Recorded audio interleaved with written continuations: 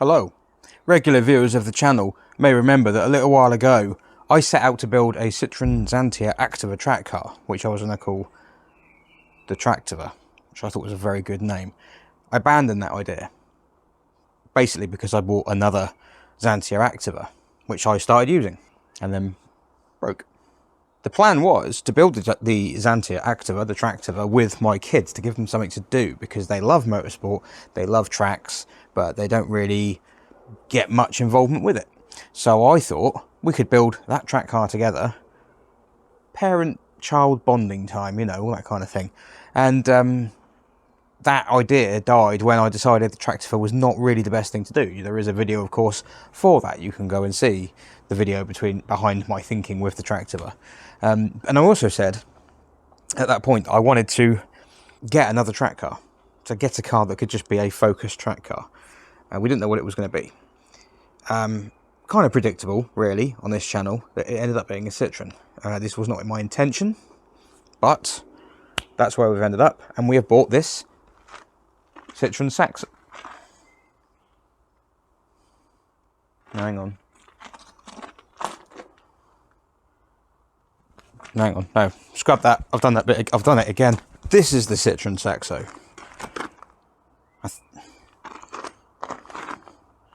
Yeah. No, this is it. This is it. So we bought this car, well, a couple of weeks ago now. It is I know it looks like the other Saxo, 20 years with a Saxo, but I assure you it isn't. It's a VTR. I suppose the other one is as well, but this is a bog standard VTR, apart from one special modification, which I'll get onto. Now, we bought this car a couple of weeks ago, somewhere near the Dartford crossing, which I have forgotten to pay. Anyway, that's coming through the post, no doubt. Yeah, we bought this car just on the other side of the Dartford crossing. Advertised cheap. It was advertised cheap because the poor unsuspecting fella who bought it found out it was a little rusted. And it is. No, that's a lie. It's not a little rusted. It is significantly rusted. Now, this is a 2002 VTR, so it has the 98 horsepower engine. And although that is no rip snorter, it's no flying machine, this is going to be quick enough to badly drive around various circuits in the UK with my kids on board. Well, one at a time anyway. Now, yeah, the modification. The modification has actually been reversed. Because I'm not very good at YouTube, I did not think to do this bit before I reversed the modification. But I did film the bit where I did reverse the modification. The modification was the fact that the car, when we got it, was lowered at the back, not the front, bog standard at the front, but it was lowered at the back. Now, there are a number of reasons why people lower cars. Quite often, it's either because you want to improve the handling or set the handling up more for track-based things to, you know, offset some ride quality and improve the handling slightly, or in many cases, make it worse. Or the other thing is to look sick, yo, fam. And I don't know what the intention was with this, but the way you lower a car, generally, whichever way you do it, costs money. In this instance, it didn't. And you'll see why. Now, the secret to this potentially amazing piece of news that could really save people money is not on the outside of the car, or in fact underneath the car. It's in the boot. If we open the boot, we can observe the secret modification that has been carried out to this car to allow the back end to not only be lowered, but height adjustable for free. This is quite something. Now, the first thing I'm going to do is remove the rear bumper. And you might wonder why. Well, I need a jack to show you the extent of the problem. And the bumper has been removed already, which you can tell.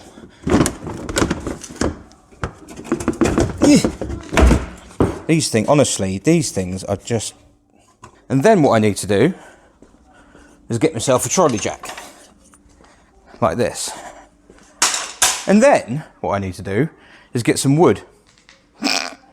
Here, I have wood. Now, you need to look inside the car for the secret to this amazing little modification that we found. Now, that there is the boot floor. And if I take my pen, we can take a gauge of the current ride height of the vehicle by drawing a line here. This is a reference point. If I were to jack up the car using the jack, you can see how this distance, this measurement, can be altered.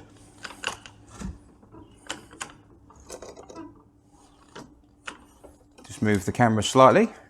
No trickery, I haven't stopped it. There we go, see that line? And all I've done is jack up the back of the car. And look,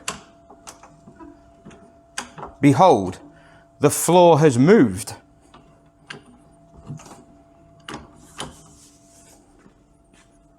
I mean, come on. How clever is that? If I now lower the car, it will return to its normal ride height. And if I were to then apply pressure to the car, like perch my fat ass on the boot lip and sit on it, it's lower. How clever is that? You can even do it by hand, look. Look at that. Now, of course, if you know anything about cars, you'll know that this is all satire. This is not actually clever. What this is the opposite of clever. It is exceptionally dumb, because what this is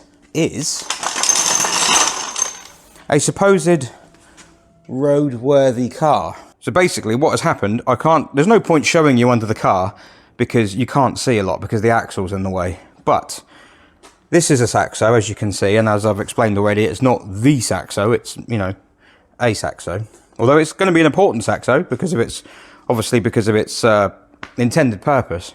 So the rear axle on a Saxo is like an all-in-one self-contained thing. It's the springs, it's the shocks, it's everything, all in this one unit that bolts to the bottom of the car. There's a lot of weight in it, but it just bolts to the bottom of the shell. And what happens is it picks up these 4 mounting points, as I say. Now, if you look carefully, you can see spot welds along here, like there's one there, and there, and there, and then on that side as well. And then on the other side of this, if we pull this out, that is the inside of a box section. The box section runs from here all the way across to there. I think the box section is still in one piece, but that floor is supposed to be flat, like that way. And it clearly isn't. It clearly goes up a hill and along and then down. And what has happened, dear viewer, because I've been watching Bridgerton recently, I don't know, the 3rd series isn't actually as terrible as, like, everything else seemed a bit rubbish, but I'm kind of getting into that 3rd one a little bit. What's happened is the rear mounts, which are there, and there, those are the front mounts up here. God knows what's going on with those, I haven't even looked. The rear mounts there. The box section is pushing up through the car because the arches here are rusted. You can see the floor through here. You should not be able to. In fact, you can't because it's inside and dark. But yeah, you have to take my word for it. Yeah, you can see the floor through there. And that is not normal. That is not supposed to happen. So what's happened is the floor, which is spot welded to a section, if you like, on the edge of the boot here and here, has come detached from the arch. And that has led to a loss of strength. And then what's happened is the remaining parts of the weld, I imagine it's the remaining parts of the weld that are still connected, have started to lift up, and this arch here is swollen. And then what's happened here is that's a straight edge. That is not a very flat surface. It's meant to be. That's meant to be dead flat.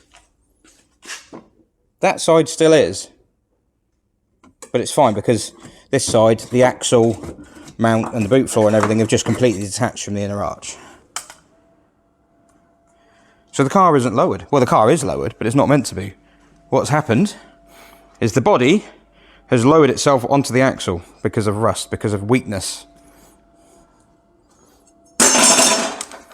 And that is pretty bad, actually. It's pretty bad because I drove this car back from, well, just on the other side of the Dartford crossing, and I forgot to pay the dart charge, so I think we're going to get in trouble. But yeah, driven this car back from there with a back end that is barely connected. Now, I knew the car had rust issues. This is no slight on the seller. This is no slight on the guy we bought this car off. He has also been stitched up. He paid a lot more money than we paid for this car, only 2 weeks before we bought it.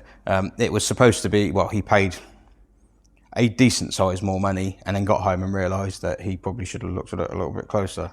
But then you take a car that's been MOT'd in January, you wouldn't, I mean, if it has got rust since January, you'd think, oh, it's not going to be that bad. It's probably just started. You've been a bit unlucky. Maybe found a 10p size hole or something like that, which is a coin as a unit of reference. But that has been like that for a long time. There's a good few years worth of rust in that. And it's been bodged so badly at the front. There's some horrible welding at the front of it. Really ugly welding. And now, well, the back hasn't been welded. I mean, you can say it's original, at least. That's something. So the kids have been on work experience here this week, and this is their car, as I say.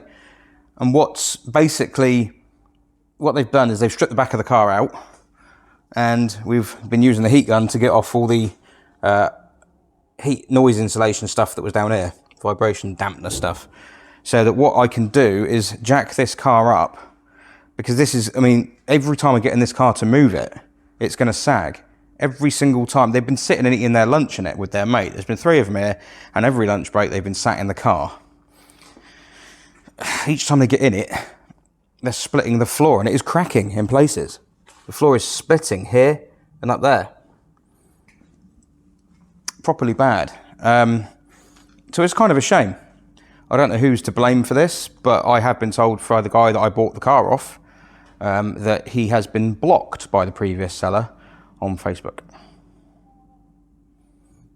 So you probably don't need to, like, you know, you can probably cast aspersions from that. But yeah, basically, we're going to have to try and sort this out. The options for the car as it stands, and this isn't a car that's going to regularly feature on the channel, I wouldn't have thought, because it's not my car. This does technically, this does belong to my kids. But the thing we're probably going to do is, well, we have, as I've given them this morning, they're a bit bummed out, but as I've given them this morning, there are 3 options. One is to just scrap it, break it, sell the parts off and try and get the money back for the car. Option number 2, one of them does prefer the Peugeot 106 as a car, you know, in terms of styling and everything like that. So another option is to buy one of those cheap, you know, one off a Doris or something like that, get a 1.1 Zest. In fact, it would be really funny to get them a 106 Zest, because calling someone zesty in modern speak is like saying they're camp. So if they had a 106 Zest, that would just be Project Zest. It'd be really good. For me to laugh at them for their terminology, biting them in the arse. But yeah, that's one option. And then you take the engine and everything out of this and basically effectively build with this spec underpinning in a Saxo VTR, a late Saxo VTR. It would effectively be a 106 Rally Series 2. And that's basically what those are. The third option would be to repair this, which I think is probably going to be the preferred option. A lot of people will look at that and go, oh, that is really bad, that needs a jig, blah, blah, blah. Yes and no. It's going to be a track car. It's never going to be, I mean, this is now, despite the fact this is actually a very original car, even down to things like the little, you know, can't aim at it properly, because I'm looking, there you go, that's the Citroen Sport alloy pack. A dealer fit alloy pack. This car has the invoice from when it was brand new included with it, so it's got some very rare bits on it, and it's very original. But to rebuild that back end as per an original Saxo was a lot of work. I mean, it's a lot of work to fix it anyway, but to rebuild it and make it look OEM, too much work, way too much work. So it will be probably repaired. The fact it's a silver Saxo is completely irrelevant, actually. I know it looks like, oh yeah, typical, another Citroen, blah, blah, blah. We bid on a Mini Cooper and won the Mini Cooper on eBay. And then the guy decided to be a standard eBay seller. His excuse was, I'm sorry, I have to pull out of the sale. My niece asked me to sell her wheels, and I thought she meant the whole car, but she meant the wheels alone. Even though, so why would you talk about the MOT and everything like that? Yeah, sure. So the fact it went for 320 quid is probably why he did that. Scumbag. So we have a silver Saxo VTR with a bent back end, and it's not meant to be lowered. We thought when we got there, a lot of people are going to go, oh, why the hell did you buy this car? You should know what you're looking at, shouldn't you? Well, yeah, I did. I looked underneath and I looked at the rust at the back, and I thought, yes, that is rusty, and the back of it was low, but it looked like it had been lowered on the torsion bar. That's just how it looked. I've never seen anything like this before on any car, let alone a Saxo. I've never seen the boot floor distort and the car sag around it. Only on UPnDOWN, which isn't real life. So basically, it's very rotten, and it's been carrying around a bit of weight, and that's broken it. So yeah, there you go. That's how you lower a Saxo for free. And do you know, I don't know if I would recommend it. 1 hour later. Look, it goes like a train. Am I angry? A little. Probably not as angry as the guy we bought it off. We bought the car off a guy who basically paid a hell of a lot more for it, and then found out the hard way that it needed more doing. But what we found back there was not something that I noticed when we looked at the car. Admittedly, we got up there quite late. We were in a hurry. You know, it was kind of... Well, I got there and it was cheap enough to the point where I sort of said, look, I'm not going to drive it. I'm not going to look at it. I'm not going to insult you. I'm just going to give you the money and drive off.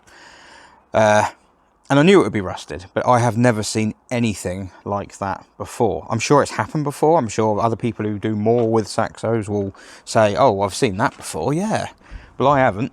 And I've seen some pretty rusty ones. That is the worst case of body deformation I've ever noticed. Now, you'll notice that the car is sat at the right ride height. Well, at the standard ride height. I suspect we will probably lower it a little bit now, but the right way, not the wrong way, and because it's going to be more of a track car. To do this, I will show you the modifications I've made. Now, this really isn't what you should have to do, and this is not pretty, so don't judge. This is temporary. I have had to brace it. Here and here. Not ideal, but the floor is now at least flat, and that means that the geometry is back to where it's meant to be. So the floor used to be that line there. That's the line I drew with the Sharpie earlier on. Now, that is not including this piece of metal that I've put in as a brace. So that is where the floor used to be. That's quite a jump. And that is how much lower the car was than it is now. And that is scary. Now, the other side, you can see the wheel. This is not a permanent fix. Even if this becomes a track car with, you know, bits of brace welded across, this is not become a permanent fix. Now, I know it's all kind of, you know, it's not cool to talk about regulations and MOTs and safety, but there's a limit. And I think that limit has been reached, because that's awful. Like, that's really bad. That's really, really bad. I mean, there's no way in hell that this rust that was down here, and there's a section in the wheel arch there, I kid you not, that long, where all the underseal is coming off, and you can see behind there is nothing. You could see into the boot, right? And on this side, you could see the spot welds have detached, and that may be a fairly recent thing. This floor buckling could be fairly recent. I'm not adverse to thinking that, but the rust that caused that, definitely not. Have a look. Google the reg. Internet sleuths out there, people love to do this. They love to have a little snoop. Go for it. Knock yourself out. The MOT on this car expires in January 2025. Ain't no way that now that we're in May, 5 months have passed, and that has suddenly occurred. That's mental. It's a joke. I mean, there's moody MOTs, and then there's people that you just slap. And there is every possibility that I will go home and look through the paperwork and find the name of the outfit that did this. I don't know for sure. I probably could do it.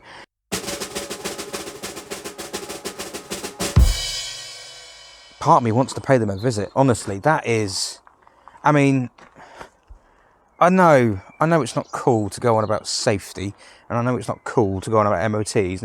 Oh, that could have been, you know, everyone likes a little bit of jeopardy, don't they? Everyone loves a bit of danger. Oh, that time I drove that car. I'm sure in 5-10 years' time I'll tell stories about the time I drove back a Saxo from north of Dartford crossing that had no back end on it. But in the here and now, it's crazy. It's absolutely crazy.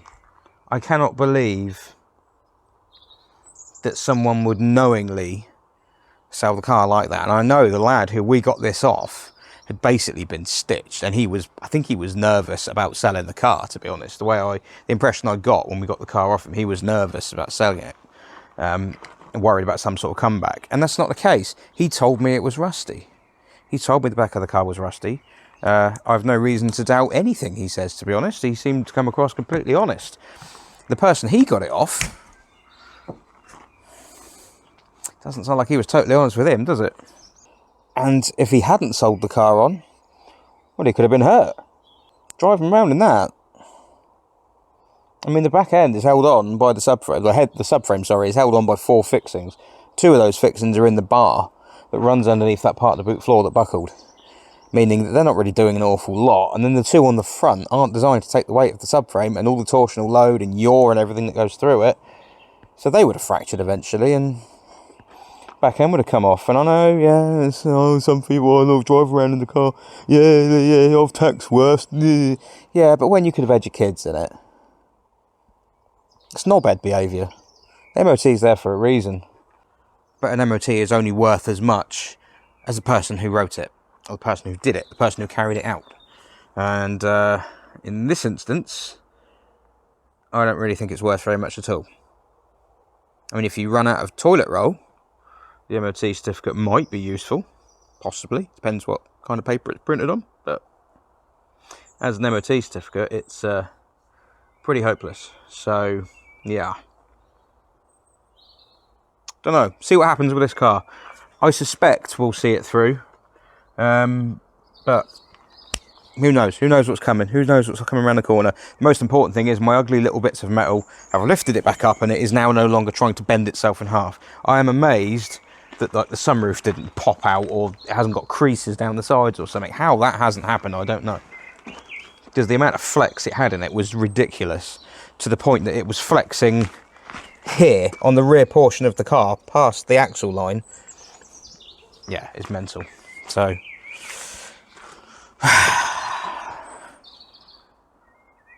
I'm going to go back and go through the history, I think. Bye.